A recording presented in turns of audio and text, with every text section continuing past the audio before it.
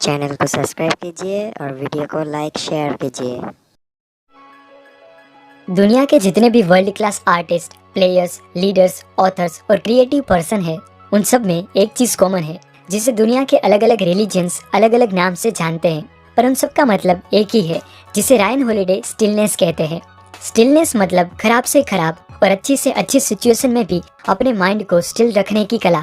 Stillness की हम सबको जरूरत है, पर जो लोग कुछ अलग करना चाहते हो, जो लोग रिमार्केबल वर्क प्रोड्यूस करना चाहते हो और जिसे लाइफ डिफॉल्ट मोड पे नहीं पर डिजाइन करके जीनी हो, उनके लिए स्टिलनेस सबसे ज्यादा इम्पोर्टेंट है। ये कोई ऐसी चीज नहीं जो सिर्फ साधु संत और सन्यासी को ही पता होनी चाहिए, पर ये एक कला है जिसे सीख के आप अपने फील्ड में और अपनी लाइफ में relationship, money, fame, happiness, mastery और बहुत कुछ अचीव कर सकते हो। इस आर्ट को आज तक सामान्य लोगों से छुपाया गया है, क्योंकि इसे रियल लाइफ में अप्लाई करने से सच में एक्स्ट्रा ऑर्डिनरी रिजल्ट मिल सकते हैं। चाहे आप प्लम्बर हो या प्रेसिडेंट, आपकी लाइफ में स्टिलनेस काफी मायने रखती है। इसलिए आज मैं बात करने वाला हूँ रायन हॉलिडे की latest book stillness is the key, an ancient strategy for modern life के बारे में। रायन ने अपनी पहली दो best selling books obstacle is the way and ego is the enemy, ancient Roman philosophy, stoicism पर लिखी थी।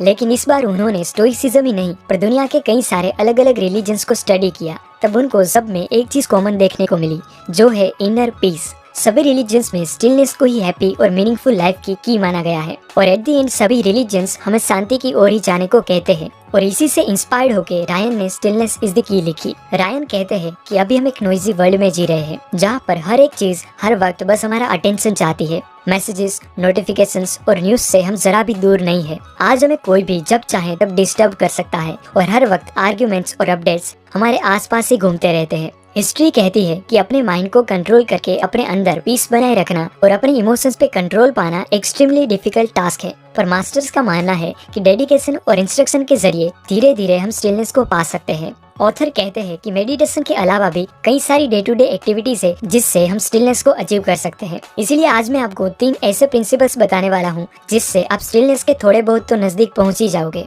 Number 1 and the most important principle is manage your inputs. 1990s में साइंटिस्ट ने CNN इफेक्ट को जाना कि 24/7 ब्रीथलेस मीडिया कवरेज, अपडेट्स और information का फ्लो हमें रिएक्टिव होने के अलावा कुछ भी करने को इंस्पायर नहीं करता। आज हमारे पास हद से कुछ ज्यादा ही इन्फॉर्मेशन और एंटरटेनमेंट अवेलेबल है, जितनी हमें जरूरत भी नहीं। और प्राचीन काल से ही हमारा ब्रेन कुछ पैटर्न्स में बिल्ड होने की वजह से वो हर वक्त नोवेलिटी और एंटरटेनमेंट चाहता है, क्योंकि उसे लगता है कि जितना ज्यादा हम इंफॉर्मेशन कंज्यूम करेंगे उतने ही हमारे सर्वाइवल के चांसेस भी बढ़ जाएंगे। इसीलिए हम हमारा प्रेशियस टाइम मीडिया के ड्रामा और डिस्ट्रैक्शन जैसे कि news, social media, web series, TV और दूसरों के साथ आर्ग्यूमेंट करने में स्पेंड कर देते हैं। American economist and cognitive psychologist Herbert Simon कहते हैं कि ये wealth of information creates a poverty of attention. इस बात को शायद आप मानोगे नहीं, पर अभी यूट्यूब पर आपके पास इन्फॉर्मेशन की वाइड वेराइटी अवेलेबल होने से आप में से ही अभी कुछ लोग इस वीडियो को देखने के साथ साथ कमेंट पढ़ रहे होंगे, या कोई दूसरे इससे भी अच्छे वीडियोस की तलाश में स्क्रॉलिंग कर रहे होंगे। फिर उस वीडियो को देखते वक्त भी यही एक्टिविटी करते रहेंगे,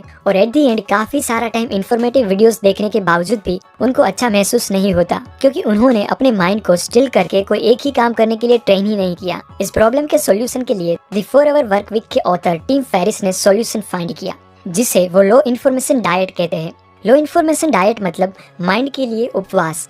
इंटरनेट की वजह से हमारा डेली मीडिया कंजप्शन काफी बढ़ गया है, जिसमें अनहेल्दी चीजें जैसे कि कॉमन न्यूज, चटपटी खबरें, दूसरों के पर्सनल लाइफ की बातें और ऐसी चीजें बताई जाती है जो थोड़ा गहरा सोचने पर पता चलेगा कि उस इन्फॉर्मेशन को पाने से आपको कुछ भी बेनिफिट नहीं होने वाला। अभी लोग अपनी बॉडी को फिट रखने के लिए जिम जाने लगे हैं, ग्रीन टी पीने लगे हैं और अपने डाइट के ऊपर भी ध्यान देने लगे हैं, यानी कि उनकी बॉडी के अंदर क्या जाएगा उस पर उनका पूरा कंट्रोल है, लेकिन उनके माइंड के अंदर क्या जाएगा उस पर उनका जरा सा भी कंट्रोल नहीं है, क्योंकि अभी आप जिसके सामने देख रहे हो उस स्क्रीन से किसी को भी मैनिपुलेट किया जा सकता है। अभी हम ऐसे टाइम में जी रहे हैं जहाँ न्यूक्लियर वेपन से ज्यादा खतरा इस स्क्रीन से है, क्योंकि इसी से लोगों को हंसाया जाता है, रुलाया जाता है, अच्छा महसूस करवाया जाता है और बहुत ही आसानी से किसी के खिलाफ भड़काया भी जा सकता है।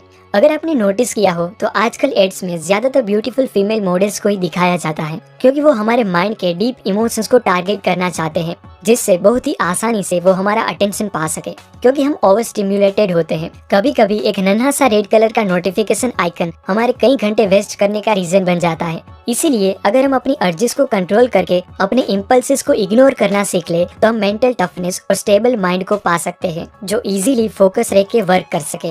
सो मेरा कहने का मतलब यही है कि जैसे आप हेल्दी फ्रूट्स ही खाते हो और सड़े हुए फ्रूट्स को खाने से पहले सोच के इनकार कर देते हो, उसी रूल को इन्फॉर्मेशन कंजप्शन में भी अप्लाई करो और किसी वीडियो, आर्टिकल, न्यूज़पेपर, ब्लॉग और एड को देखने से पहले थोड़ा सोचने के बाद ही एक्शन लो, जिससे आपका माइंड थोड़े ही दिनों में काफी क्लियर सोच वाला बन जाएगा। ये एक सीक्रेट है जो सक्सेसफुल लोग आपको नहीं बताते कि उनका जितना कंट्रोल उनके पेट में जाने वाली आइटम पर होता है, उससे भी ज्यादा कंट्रोल उनके माइंड में जाने वाली आइटम पर वो रखते हैं। क्योंकि ऐसी वैसी चीजें खाने से जैसे हेल्थ बिगड़ जाती है, उसी तरह ऐसे वैसे मीडिया कंजप्शन से आपका माइंड डिस्ट्रैक्ट हो जाता है और आपको काम करने का जरा सा भी मन नहीं करता, जो आगे जाके डिप्रेशन और एंग्जाइटी का रीजन बन जाता है। मुझे भी पहले लगता था कि ये सब बड़े लोग यूं ही स्टाइल मारने के लिए ही पर्सनल असिस्टेंट रखते होंगे, लेकिन अब समझ में आया कि उनका टाइम सबसे ज्यादा वैल्यूएबल होता है। अगर कोई भी आके उनको जब चाहे तब डिस्टर्ब करे तो वो कभी भी ग्रेट वर्क प्रोड्यूस नहीं कर पाएंगे। उनके असिस्टेंट उनके गेट कीपर्स होते हैं, जो कॉमन प्रॉब्लम्स को बॉस तक पहुंचने ही नहीं देते,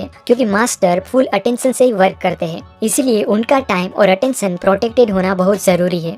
लोगों के बीच एक बहुत ही अच्छी कहावत है कि गार्बेज इन गार्बेज आउट, मतलब कि अगर आप कुछ एक्स्ट्रा ऑर्डिनरी आउटपुट पाना चाहते हो तो आपको अपने इनपुट पर कड़ी नजर रखनी होगी, क्योंकि जितना अच्छा रॉ मटेरियल होता है उतनी ही अच्छी प्रोडक्ट बनती है। Number 2 is get rid of your stuff. Mental और स्पिरिचुअल क्लैरिटी आप तभी अचीव कर सकते हो जब आपकी फिजिकल चीजों को आपके अटेंशन की जरूरत ना पड़े। यानी कि बेस्ट कार वो नहीं है जिसे लोग देखते ही रह जाएं, पर बेस्ट कार वो है जिसका आपको कम से कम ख्याल रखना पड़े। बेस्ट कपड़े वो नहीं है जो एक्सपेंसिव ब्रांड के और फैशनेबल हो, पर बेस्ट कपड़े वो है जो आपके लिए ज्यादा कंफर्टेबल हो।